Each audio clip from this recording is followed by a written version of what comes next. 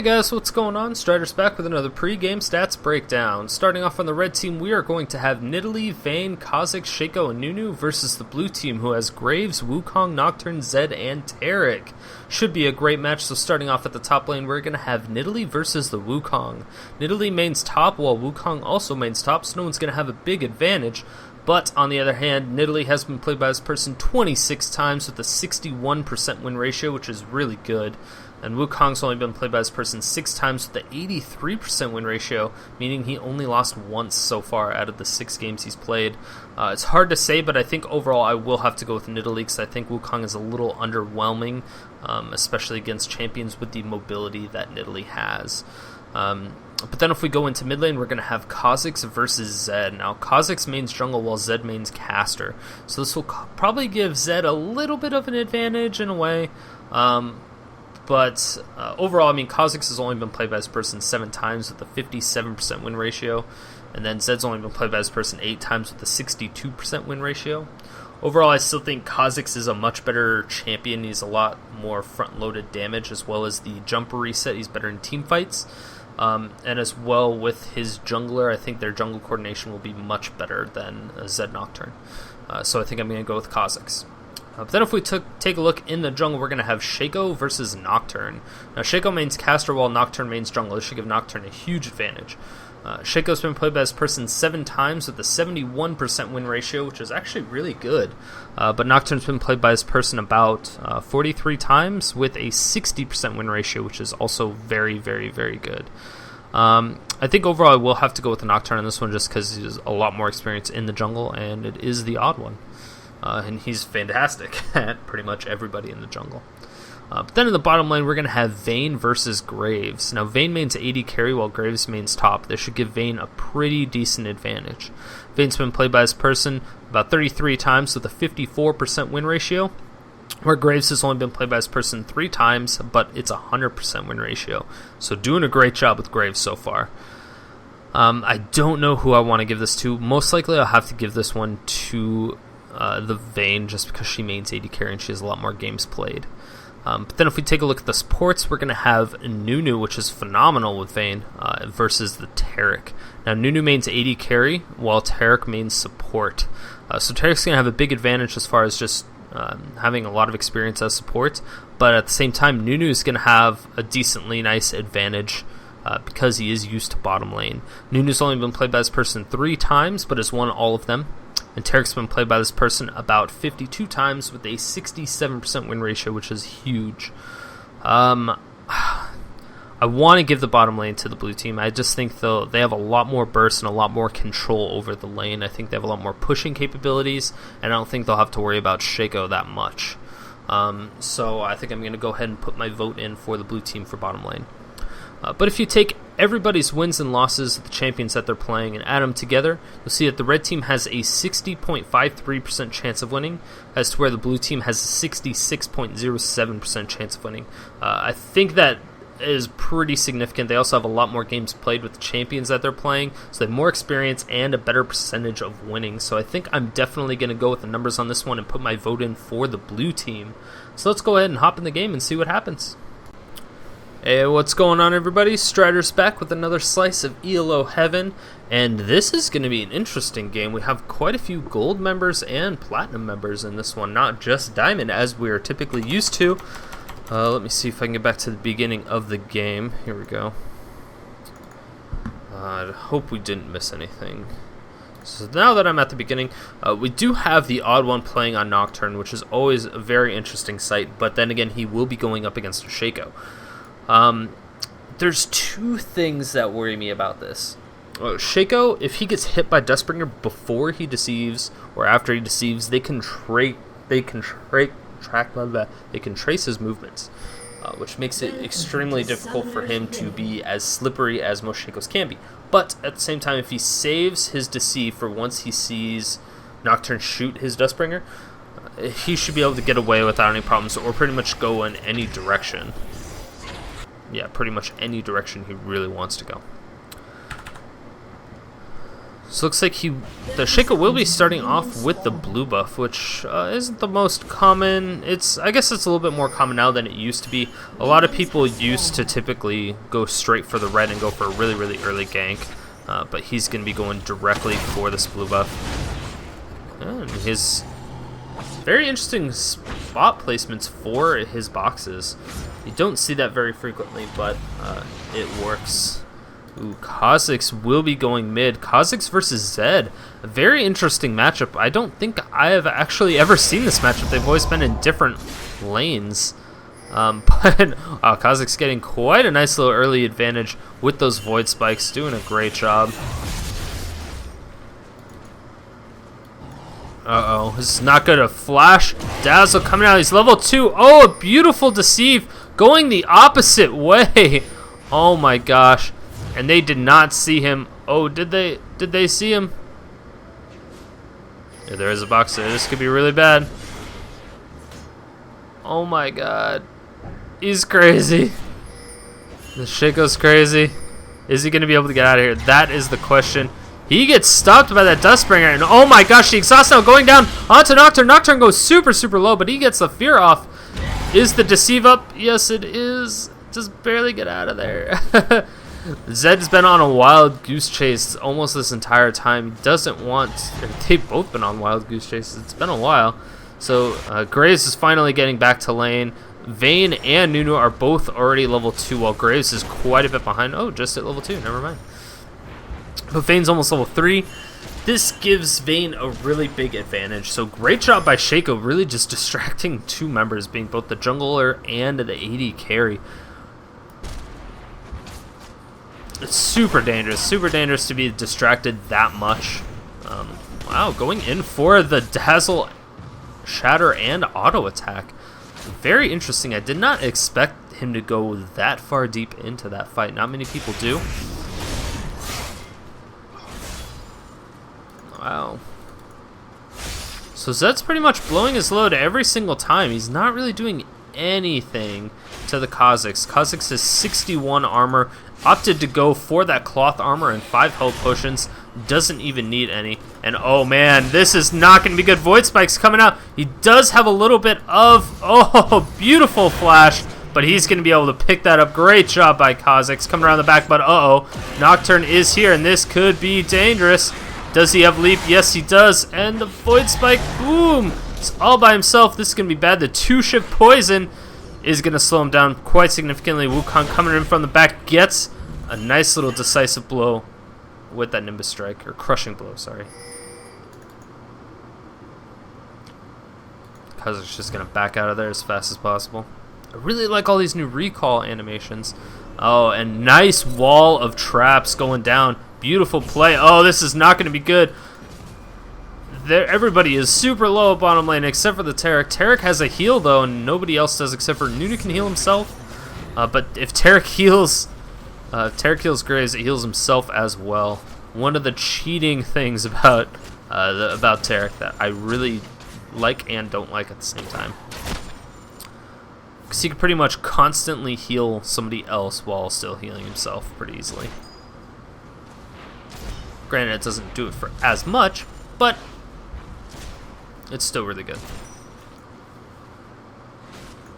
Shaco going down super low, almost dying to the Wraiths. Easily going to be able to get out of there, though. There's absolutely no threat. No wards to cover him, and Nocturne is not level 6 either, so it's not going to be a big thing.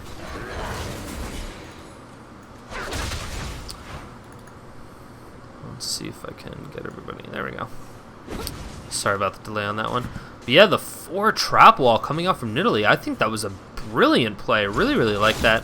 She's going to go in and do as much damage as she can. There's not really much that he can really do. Is she going to be going AP? That is the question. She has 6 AP, so it's possible. She does have Spell Pen and Armor Pen, so it looks like she's going very heavily into the offensive tree. Oh, Shaco coming around from the back. Is anything going to happen from here? That is the question. He's going to go directly onto the race once again. Yeah, not too much. Oh, Nidalee going real hard in the paint. Going for the tower dive. Goes down to about half, but is able to heal herself up pretty nicely with that 6 AP that she has. Oh, nothing's gonna happen from that. I'm really worried about her because Nocturne is not level 6 yet though, so she is gonna be able to get out of there. She can just hop into Cougar form pretty easily.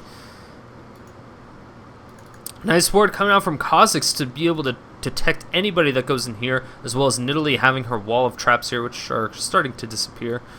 But if she replaces that wall, her only opening is from the back. And if he has a ward here, there's no way anybody can avoid anything unless they do a wall jump over here, which is definitely not common.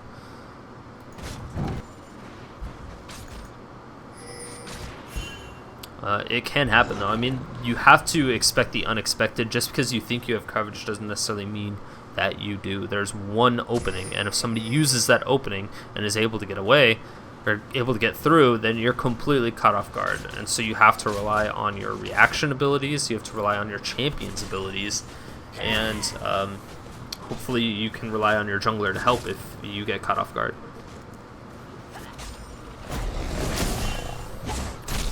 But the only people that would be able to do it would be like Zed. Zed could do a little wall jump here into this tribush. But I don't know, they have no idea where Nidalee may or may not have traps, or where they may or may not have pink. Oh, a nice little condemn coming out from Vayne to be able to proc that last silver bolts as well. She's gonna tumble to get out of there, and yes, just gonna throw on the ice blast as much as possible. Oh, it's a little bit of a glitch. Oh, that's not good. One more auto attack from Nidalee. That is gonna pick it up. Beautiful play by the Nidalster. And she is going to push this lane so hard, since we all know Nidalee does that. That's basically all she does. And Shaco, I don't know if he's actually gonna do much here. He may actually end up going for the tower. He does have his clone. It'll probably die. Yeah. Not really do too much besides assisting in the farm process and forcing the minions all the way to the tower. They're not going to die as fast, but he may end up taking the tower. I don't believe the minions will be able to do that much damage. And yeah, since he cleared out that wave of minions, the minions aren't attacking the red minions as well, so that basically makes it so the wave doesn't get pushed back as quickly. So Wukong will still get a majority of the experience, just losing that one creep wave when he possibly could have lost two. But since Shaco really wanted that wave, then you know, sometimes everything doesn't pan out the way you want. It's really weird how the minions interact, because if you push the minions, yes, technically you can just push past the tower and farm behind the tower to farm the previous wave of minions, but what you lose in that sense is that your minions will not die as quickly. Yes, you will only have the tower attacking them instead of the minions, but your minions will also be doing damage to the tower instead of just simply... Wow, Kha'Zix doing a great job at farming. 76 CS versus 67 with Zed. Xxesw going through the middle of the lane, not really doing too much. He did get pinged out. Oh man, Nocturne coming around from the back, and this could be really bad. He's gonna flash to keep up. Oh, the fear does not go his way. Very unfortunate. Yes, he will be able to pick up that last kill. Vayne is going to potentially be able to follow up. No, she will not. There are 4 members of the blue team there that would have definitely not been good. She needs to auto attack and do as much as she can while she can. Vayne is one of the only champions that does not have an AoE ability whatsoever. She doesn't have really any spells either. She just has one. Everything else is an auto attack modifier, which makes her not all that great. Oh man, that's not good for Kha'Zix. Ultimate now going down, but Kha'Zix able to pick it up. Zed is going down really easily. Well, in the meantime, Nidalee's still doing a phenomenal job at the top lane. She's about 30, almost 40 CS behind, or sorry, ahead. Taking a couple tower shots, but it's definitely not going to be a big thing. And wow, he is just going to tank it up with that. Oh, it doesn't. Is he going to be able to get out of here? Oh my gosh, no, he does not. Shaco ends up going down. doesn't have his... Yeah, I don't really agree with that move. I think they could have just taken the dragon and not went for that. There was no real need to go for that. I mean, they had Consume, they had the clone. So Shaco clones with double Wriggle's Lantern procs, they should have been able to take down that dragon with absolutely no problems whatsoever. Plus with Vayne doing Silver Bolt procs, it would have been a pretty quick dragon. I don't think it was necessary for them to try to go for the kills. They could have just did a safe dragon, went back, because they didn't have a mana. They didn't have a lot of mana just to go crazy. In the meantime, Nidalee, you know, still doing the Nidalee stuff, pushing as hard as she can. Nobody's going up top to even attempt to gank Nidalee, which, you know, is probably for the best. There's no real need to attempt to gank Nidalee since she can get out of almost any situation. She is so safe. She has those traps that just help her get out of anything. It'll proc vision on you and you don't necessarily see it, especially if she has them hidden in bushes. Oh no. Nidalee isn't able to get out of there. Ends up stealing the blue buff. Beautiful play by her. Is she going to go back and actually pick up any more items now? Yes, she will. So she will waste a little bit of time on that blue buff, which I guess isn't too bad. It's definitely not bad since it was a stolen blue buff. But typically when you get a blue buff, you want to get it after you recall so that you have the maximum amount of time on your blue buff. Uh-oh, Zed taking a lot of damage. Actually taking a couple tower shots because of the Void Spikes. End up taking out a majority of the minions, and that is going to be one more auto attack with the leaf. In the meantime, Nocturne coming in real hard on the Vayne. Vayne gets super low, but she's able to get out of there. Oh, Graves just barely, the red buff procs the last hit. Absolutely beautiful play. Graves doing a great job with that red buff. Is he going to be able to get there? He's exhausted. No, he's going to go down. And now Taric's in a really bad position. He's able to heal himself and get out of there. Nidalee, she's going to throw a spear. Not go through, though. Tries to fan it out. And she could easily get dazzled. Oh, no. I don't think Taric had enough mana for a dazzle. It was a nice try, but she just flashed, went for the easy kill. And that's all she needed to do. Oh, in the meantime, Kha'Zix could possibly be going down. Oh man, I did not see that happening. If he loses this blue buff, he's going to lose a killing spree and a blue buff to the very underfarmed and underexperienced Wukong. Wukong, in the meantime, is going to be able to take a tower, gets that blue buff, and holy cow, that is really, really good for them. Red team, in the meantime, takes the dragon, which is definitely going to help them up with their gold. They're now 3k gold ahead. Definitely going to be beneficial, but he lost the killing spree and the blue buff. That was really, really bad decision of Kha'Zix trying to start a fight that he knew he could not, or that he didn't know he could win.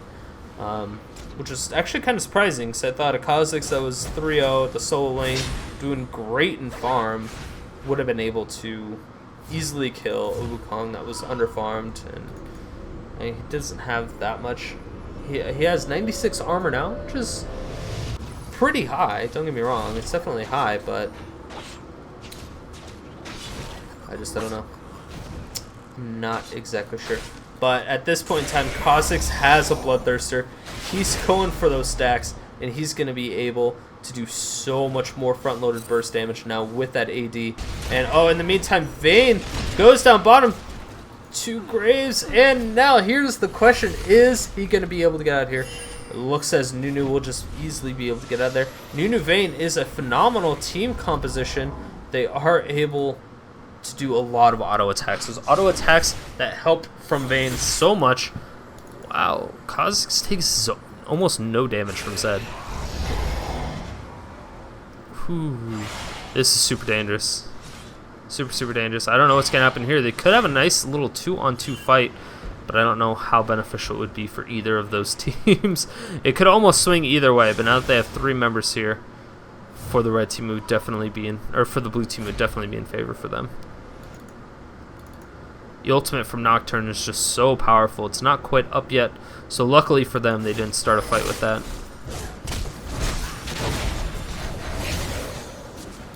Oh man, those auto attacks from Nidalee are actually doing quite a bit of damage. following up with the spear, having absolutely no damage, harassing out. Yeah, that is really, really dangerous. Ooh, nice spear once again coming out. Not going to do too much damage. Looks as if she's not really going that much AP. I mean, she has just a tidbit. She's at 12 now, but still nothing significant.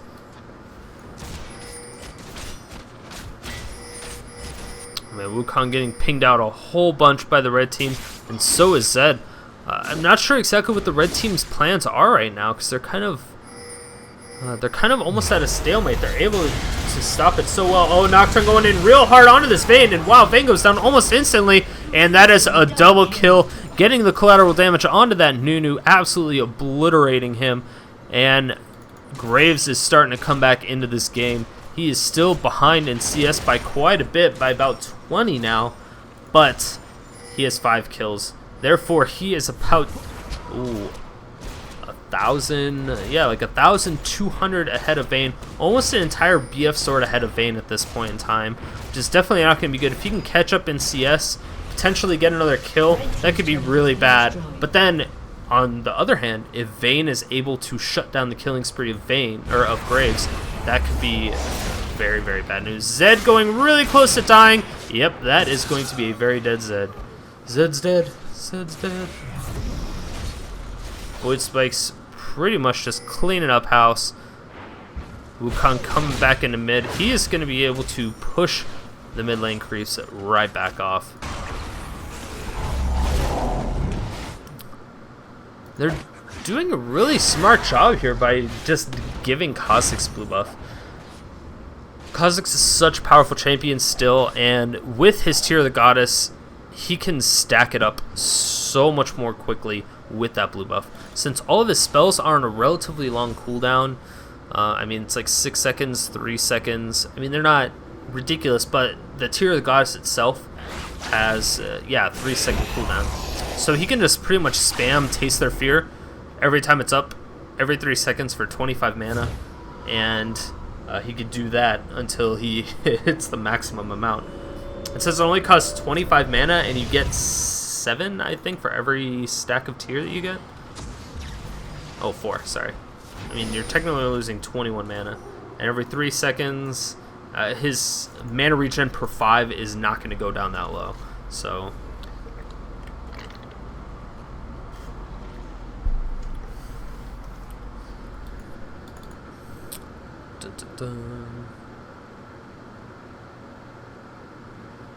yeah, it's just unfortunate he actually has to be around an enemy to activate it, whether it be a champion or a creep.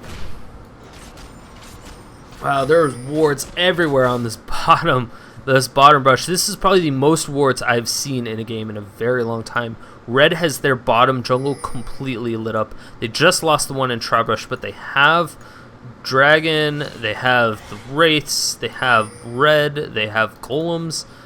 Pretty much everything lit up right now, and that's really going to be beneficial. Kha'Zix now going in. This could be really bad. That is going to be a really big instant kill onto the Graves, and bam. Nice little pickup there for bottom lane on the red team. But in the meantime, Nidalee's completely cut of position, gets double, triple ulted. That is 3 ultimates used on Nidalee, even though she didn't have a killing spree. I'm not sure if she had any buffs, to be honest, but I still don't think it was necessarily worth 3 ultimates. That is going to give Red an extremely big advantage for just taking down this tower, and then now they can go directly. So they took the first bottom tower, they'll take this mid tower, and now they can go to Dragon, and they still have 0 threat. There's no threat of them losing this fight because 3 of their ultimates are down, and they're the 3 most powerful ultimates that they have, except for possibly collateral damage. But it's just not going to be beneficial. It's really, really bad that they use 3 ultimates to kill 1 person. It's good for Nidalee. I mean, like I said, I don't think she had any buffs. There was no killing spree that she had. There was just no real need to do that. So it might have been just a miscommunication. They all used them at about the same exact time. I'm not 100% sure what their thought process was behind it. But either way, Red came out 100% ahead on that. And those are those are things that if you can bait out 3 ultimates and then your life, so you're like, okay, well, they use 3 ultimates, team take control. And then you just tell your team, hey, 3 of their ults are down. And so the rest of your team takes 2 towers and dragon for just you dying. That's 100% worth it. Like, there's no way that's not worth it. Very interesting. A nice little team hack coming out for Shaco. This could be very interesting. So he's going to go very hard on the split push side of things. Nidalee's just rolling on the floor. Being Nidalee. Being really funny. Oh! Spear missing. Nothing actually connecting onto the Taric. Taric did quite a little bit of fancy footwork there. Just fake left and then go right. Trying to pick up a little bit of CS when possible. Shaco, in the meantime, looks like he is going directly towards bottom lane. Try to push once again. And, man, that is going to be ridiculous if she... Yeah, Shaco's split pushing abilities right now are pretty heavy. He does have a nice little active on that team at now. They did definitely increase the benefits of that item. And also does build into stuff now, which is awesome. And he's just going to keep putting boxes in their jungle, and every time they put a box in their jungle, he's going to know exactly when they decide to come in there or not. And just going to go from lane to lane. Yeah, he's just going to go from lane to lane, pushing it as far and as deep as possible. So he knows at least 2 members of the blue team are in bottom lane. There's just the amount of knowledge that the red team has with just their abilities is phenomenal. The traps from Nidalee are going to help. The shack boxes from Shaco are really going to help.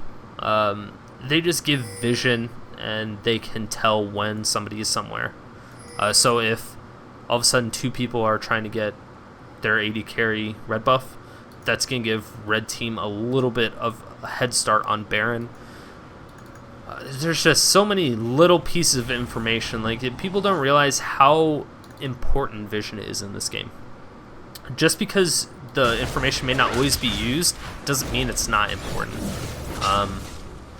But it's ridiculous how much, the amount of an advantage that vision can actually give you. And that's why ghosting streamers is kind of a problem, because it gives you such a huge advantage of just knowing where everything is all the time. So you don't technically never have to buy a ward, which saves you a ridiculous amount of gold. That was a really good spell shield coming out from Nocturne. That was beautiful. He was right next to him, and right when he like auto attacked him a couple times, then threw the ice blast. So that was actually really well timed. Shaco doing as much damage as possible. Kha'Zix getting caught out of position, gonna have to leap over those void spikes back over the wall, and only hits 1 member of the blue team.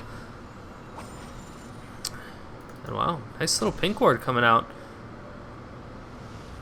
Very interesting place to put a pink ward. At this point in the game, I probably would have stuck it at Baron or something.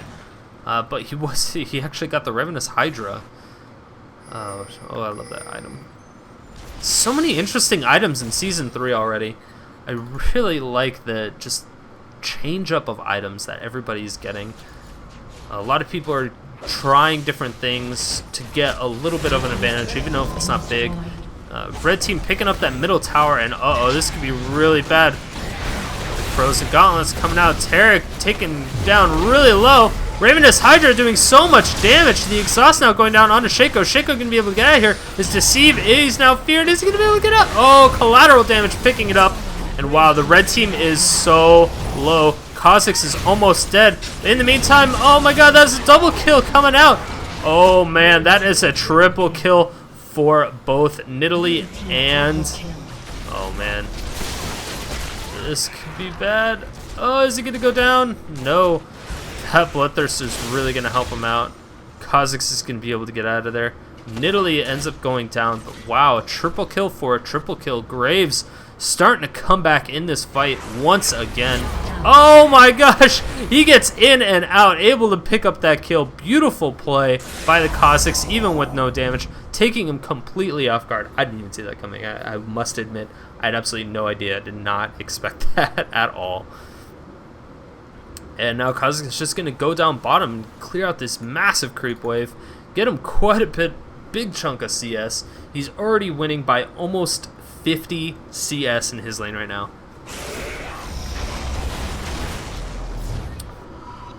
And that'll do it. That puts him at 50 CS lead.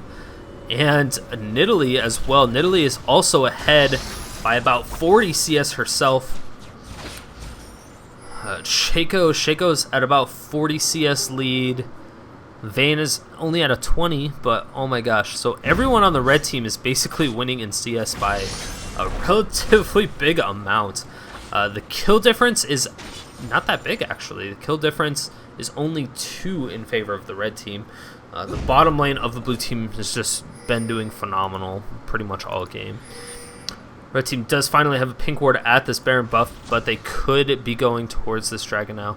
This dragon once again is going to help them out significantly. They already add a 7,000 gold advantage. If they can increase that up just a little bit, that will always be beneficial. And the new meta Warmog's being bought on the AD carry. This will definitely help Vayne in her fights just to stay in there. She does need some attack speed. That's her big thing right now. She has a Zeal, but it's just not going to be enough attack speed. She really needs to get a Phantom Dancer or something. I personally kind of like, I know it's really bad, but I personally kind of like Static Shiv on Vayne because she has no AoE wave clear. She has no wave pushing potential. She has no like preventing. Like if the other team is pushing the lane, you have no way of stopping it except for one auto attack that's relatively short range. But I mean, it's normal range, but she has no poke at all. So getting a Static Shiv just helps out a little bit with it. It may not be ridiculously beneficial, but it's still beneficial.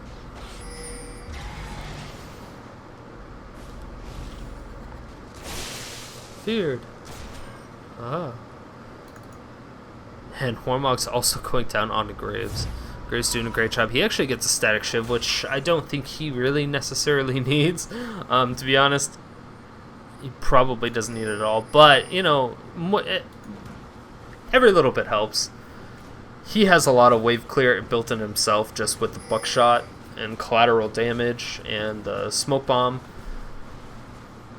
But overall, oh man, Graves is at bottom, and there are 2, 3, 4 members of the red team at Baron, and they're going on it right now. They see that opportunity, like I said, just that little bit of vision that he gave them signal to go ahead. Luckily, they were just perfectly placed at Baron to where they can just take it instantly, and dang, that was all Graves' fault. Graves couldn't even get there in time.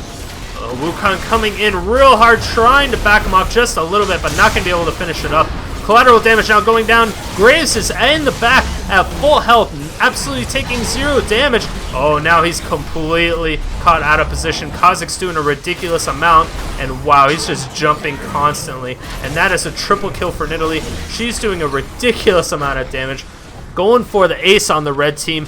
They are going to tank out this tower as much as possible. She has Baron, she has blue buff. She is going to be able to tank this tower for days. She can just heal herself up. And wow, that is ridiculous. Able to take the inhibitor tower as well as the inhibitor. Are they going to finish this game up? That is the question. She's going to be tanking both these towers. No, they decide that they need to back off. Very interesting. Very interesting indeed. So she has a Iceborne Gauntlet as well as a Frozen Mallet. She is basically going to prevent everybody from getting away. She can just attack you once and then go into the next person, attack you, and then it's just going to start AoE slow, and then it's just going to chain AoE slow everybody. So I actually really like this build. I think if she also got a Rylai's Crystal Scepter, that would be quite amusing. That she would just be slow Nidalee. SHOWDALEE? I don't know how you would say that, but I'm going with SHOWDALEE. It's like how we used to do slow to Kaiser back in the day. That's always good.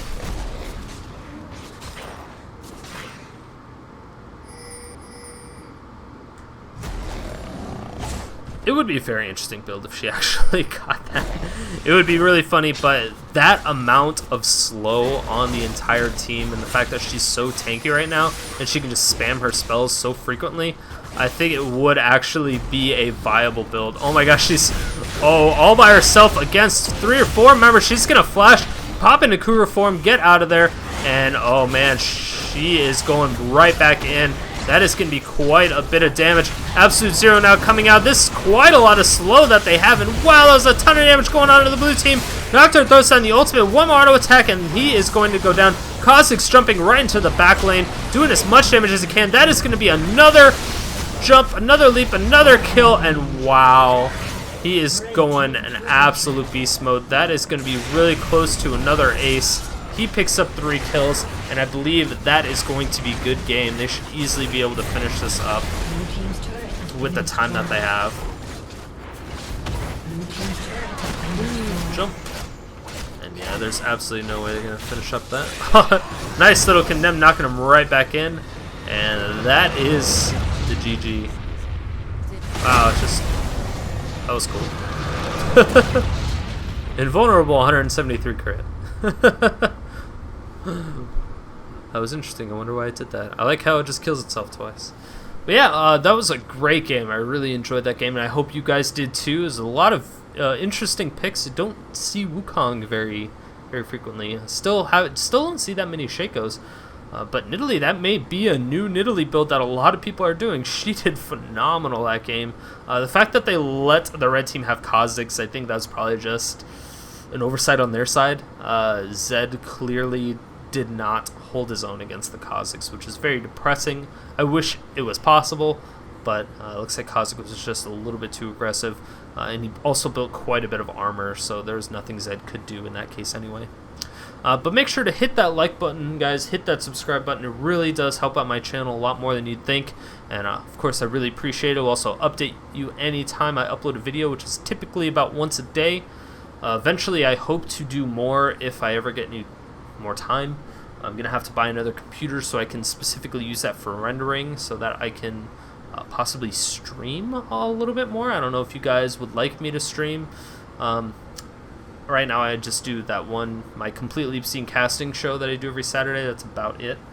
But hopefully, I might be able to do something else as well. But yeah, guys, thanks for watching, and until next time, I will see you tomorrow.